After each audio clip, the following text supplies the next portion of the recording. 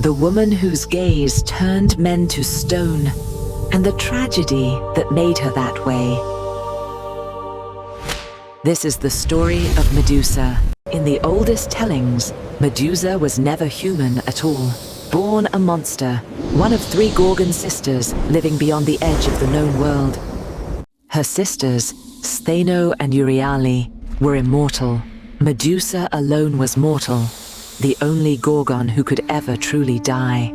Some say Medusa was once a stunningly beautiful young priestess, serving in the temple of the goddess Athena. As Athena's priestess, she'd sworn herself to chastity, devoted entirely to the goddess, admired by all who saw her. But her beauty drew the attention of Poseidon, god of the sea, and what happened next would change everything. Poseidon assaulted her inside Athena's own temple, a violation of the sacred space that would have consequences neither god nor mortal expected. Athena was enraged, but in the myths of that time, her fury fell not on Poseidon, a fellow god, but on Medusa herself. Athena cursed her.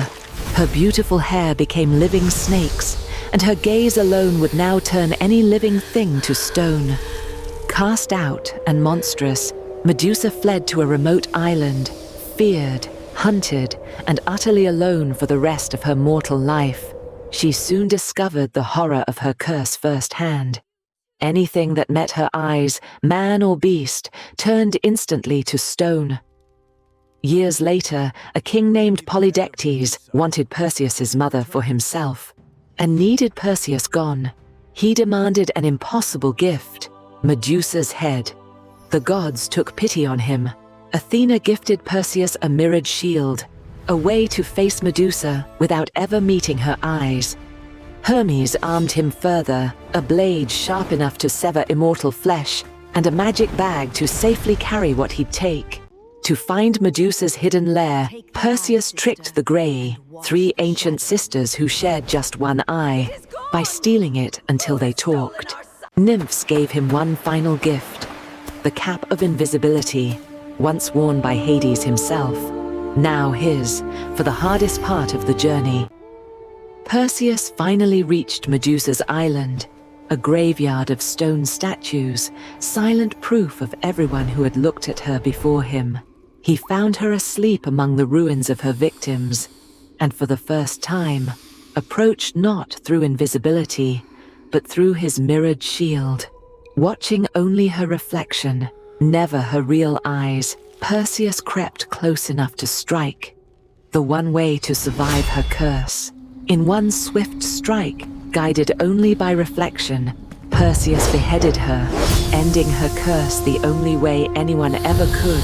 From her blood sprang 2 children she had carried unknowingly since Poseidon, the winged horse Pegasus and the warrior Chrysaor. Even dead, her gaze retained its power. Perseus sealed her head away carefully, now a weapon far deadlier than any sword. On his journey home, Perseus used the head as a weapon, turning the Titan Atlas himself into solid stone, forming a mountain range that bears his name still. He used it again to save a princess, Andromeda, turning a monstrous sea creature to stone and rescuing her from sacrifice. Returning home, Perseus finally settled his debt, revealing the head to King Polydectes, turning the cruel king and his court to stone. Athena took the head for herself, fixing it to her own shield, Medusa's face becoming a symbol of protection, not just horror. For centuries after, Greeks carved her face onto shields, temples, and doorways, believed to ward off evil, exactly as it once caused it. Modern retellings often see her differently, not as a monster, but as a survivor, punished for a crime that was never hers. For centuries, her image split in 2, carved sometimes as a snarling monster, and sometimes as a solemn, protective guardian. To this day, half the world still only knows the monster, the snake-haired horror who turns men to stone. but the other half sees something else entirely. A survivor of betrayal, whose curse became the very thing that could protect others. Ancient Greeks carved her face onto shields and doorways for exactly that reason, believing her gaze could now guard the innocent, not just harm them.